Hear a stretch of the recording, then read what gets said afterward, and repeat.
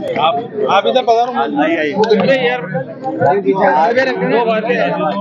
Form के सभी हमारे बूथ लेवल जो एजेंट्स हैं उनकी मीटिंग कर प्रशिक्षण दिया गया। जयपुर के अंदर अपने कार्यालय से कलेक्ट करें और नाश्ता भी करके जाए प्लीज। कुछ दिन पहले जयपुर में इसी प्रकार का प्रशिक्षण हुआ था पूरे प्रदेश के लिए, लेकिन आज हम लोगों ने टोंक विधानसभा क्षेत्र के जितने हमारे बूथ एजेंट्स हैं, बीएलएस हैं, उन सबको यहाँ पर आमंत्रित किया। एक वर्कशॉप हमने आयोजित करी और निर्वाचन आयोग का जो एसआईआर है वो प्रदेश में लागू है।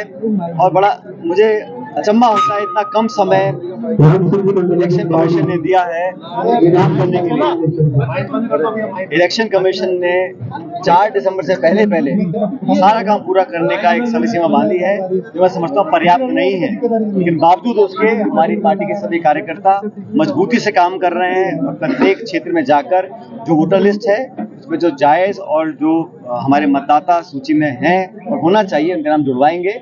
जो टेक्निकल रिक्वायरमेंट्स हैं, फोटोग्राफ की, एपिक नंबर की, प्रमाण पत्र की, वो सब हम कार्रवाई करेंगे। लेकिन मैं उम्मीद करता हूं कि प्रदेश की सरकार, यहाँ का प्रशासन और निर्वाचन आयोग उस निष्पक्षता का परिचय दे, उस विश्वास को पैदा करे जो निर्वाचन आयोग लगातार खोता चला जा रहा है।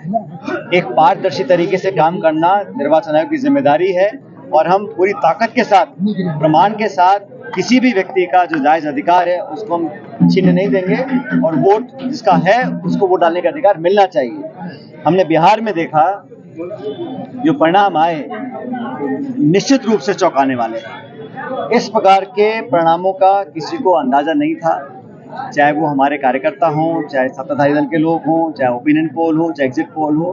लेकिन चलते चुनाव में निर्वाचन आयोग ने जो सरकार को अनुमति दी 10,000 रुपए प्रत्येक 1,40,00,000 हाउस होल्ड में, मतलब 1,40,00,000 महिलाओं को 10,000 रुपए बीच चुनाव में देने का जो उन्होंने उनको अलाउ किया, उसमें कोई आचार संहिता नहीं मानी गई।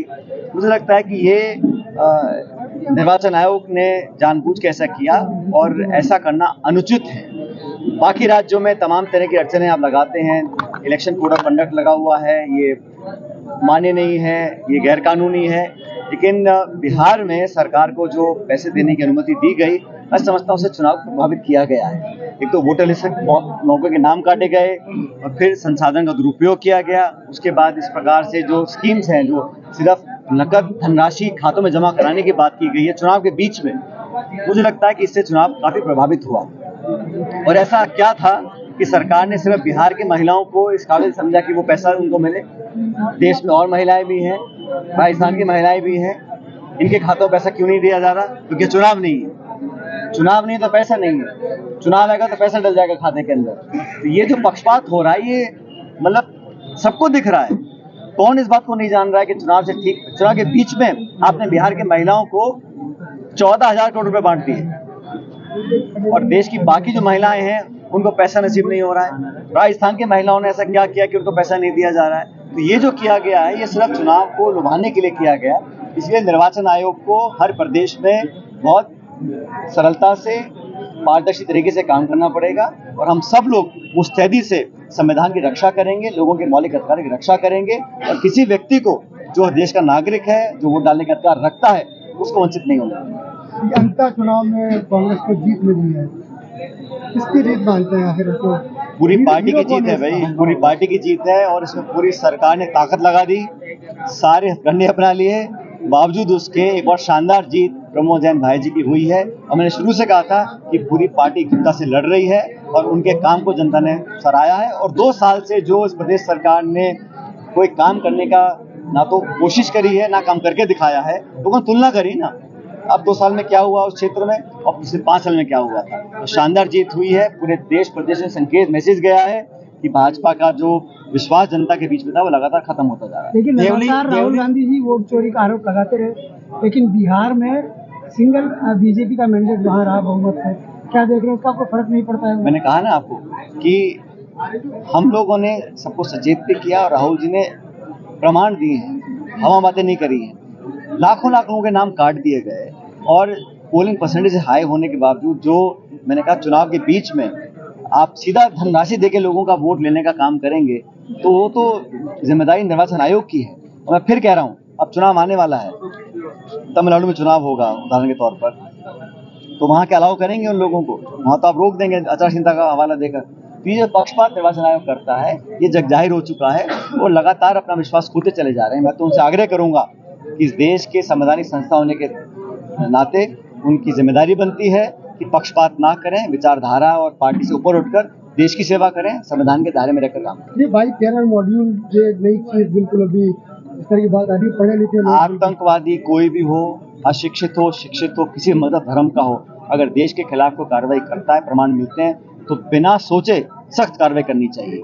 और मुझे लगता है कि इस देश में जो भी आतंक फैलाने का काम करते हैं वो डरपोक लोग हैं और भारत बहुत मजबूत देश है। हमारे को आतंकित करने का जो काम करते हैं उनको मुंह तोड़ जवाब देना हमको आता है। लेकिन दिल्ली में जो घटना हुई, देश की राजधानी में इतने संवेदनशील क्षेत्र में जो लाल किला है वहाँ पर इस प्रकार का विस्फोट हुआ, तो इस सरकार को जवाब देना पड़ेगा कि लैप्स हुआ कहाँ, ये विस्फोटक सामग्री आई कैसे और कहाँ से आई, कौन इसके लिए रिस्पॉन्सिबल है, क्योंकि रिस्पॉन्सिबिलिटी तय करना भी हमारी जिम्मेदारी बनती है। तो सरकार को तुरंत बताना पड़ेगा कि कैसे कार्रवाई हुई, कैसे लैप्सेस हुए और कौन इसके लिए जिम्मेदार था।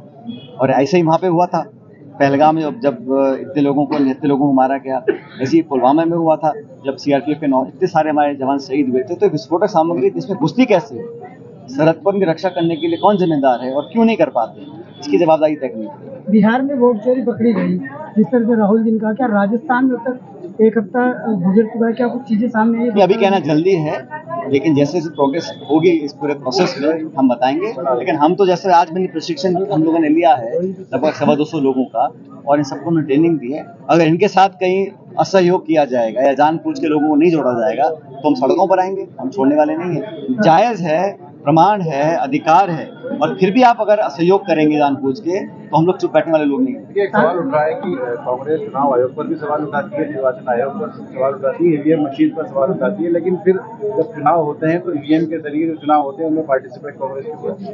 देखिए, पार्टिसिपेट हम लोग तो करेंगे, चुनाव लड़ना हमारी जिम्मेदारी, हमारा दायित्व है। लेकिन आप हमसे मत पूछो, जिसकी जिम्मेदारी निष्पक्ष चुनाव कराने की है वो अगर नहीं करा पा रहे हैं तो कौन जिम्मेदार है? जैसे मैंने अभी अपने भाषण में कहा, इलेक्शन कमीशन की जिम्मेदारी बनती है कि प्रमाण के साथ निष्पक्ष दिखना चाहिए। आप अगर इस प्रकार जैसे बिहार में उन्होंने करने दिया, इसको कहाँ तक आप निष्पक्ष मान सकते हैं? और अभी विधानसभा क्षेत्र के अंदर काफ़ी सारे हमारे काम पेंडिंग है। हमारा मेडिकल कॉलेज चालू हो चुका है, नर्सिंग स्कूल लगभग पूरा हो चुका है, हमारा जो कहलौता का पुल है वो लगभग पूरा हो चुका है। और मैंने निवेदन किया प्रशासन से कि सरकार से कहे जल्द इन सारे स्कीम्स को चालू करें। ये बहुत दिनों से लंबित है और बहुत सालों से हम लोगों ने मेहनत करके निर्माण किया है, और वो निर्माण लगभग पूरा हो चुका है, सिर्फ उद्घाटन की देरी है। तो मैंने आग्रह किया है कि बहुत जल्द इन तीनों चारों बड़े प्रोजेक्ट्स हैं हमारे, उनको जल्द शुरू किया जाए। आपने विधानसभा में राजस्थान में उनको रोजगार का संकट पैदा हो गया। हाई कोर्ट तारीख बता रही है, लेकिन सरकार और सिस्टम जो है तारीख नहीं तय कर पा रहे हैं।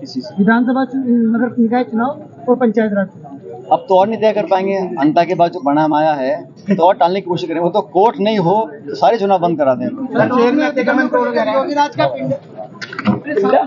मुझे मिले हैं वो सारे साथी, करो मदद करने।